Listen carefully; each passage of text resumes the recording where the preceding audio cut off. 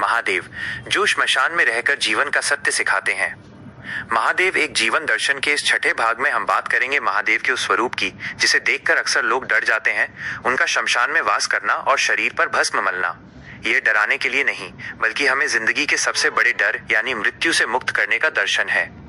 श्मशान में वास, अंत का स्वीकार। हम पूरी जिंदगी इस डर में बिता देते हैं कि कहीं कुछ खो न जाए, कहीं हम खत्म न हो जाएं। महादेव श्मशान में रहकर ये बताते हैं कि जिस अंत से तुम भाग रहे हो वो अटल है।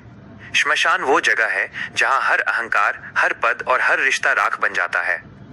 शिव सिखाते हैं कि जब आप अंत को स्वीकार कर लेते हैं तो आप वर्तमान को पूरी ताकत के साथ जीना शुरू कर देते हैं।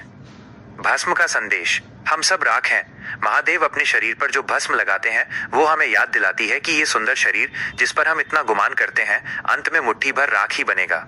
यह वैराग्य का प्रतीक है।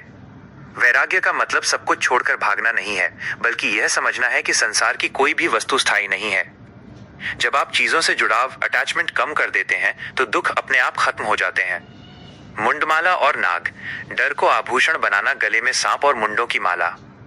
महादेव उन चीजों को गले लगाते हैं जिनसे दुनिया डरती है। वे सिखाते हैं कि जिसे तुम अशुभ समझते हो वो भी ईश्वर का ही हिस्सा है। डर को दूर करने का एक ही तरीका है, उसे अपनी शक्ति बना लेना। जब आप अपने सबसे बड़े डर का सामना करते हैं तभी आप भीतर से स्वतंत्र होते हैं। आज का गहरा सच, हम अक्सर भविष्य की चिंता में आज का चैन खो देते हैं। महादेव सिखाते हैं कि मृत्यु निश्चित है, इसलिए जब तक सांसें हैं उन्हें व्यर्थ की चिंताओं में नहीं बल्कि सत्य की खोज में लगाओ। वैराग्य वह नहीं जो घर छोड़ दे, वैराग्य वह है जिसके मन में मोह न हो। निडर बनिए, क्योंकि जिसके साथ महाकाल हैं उसे काल का क्या डर।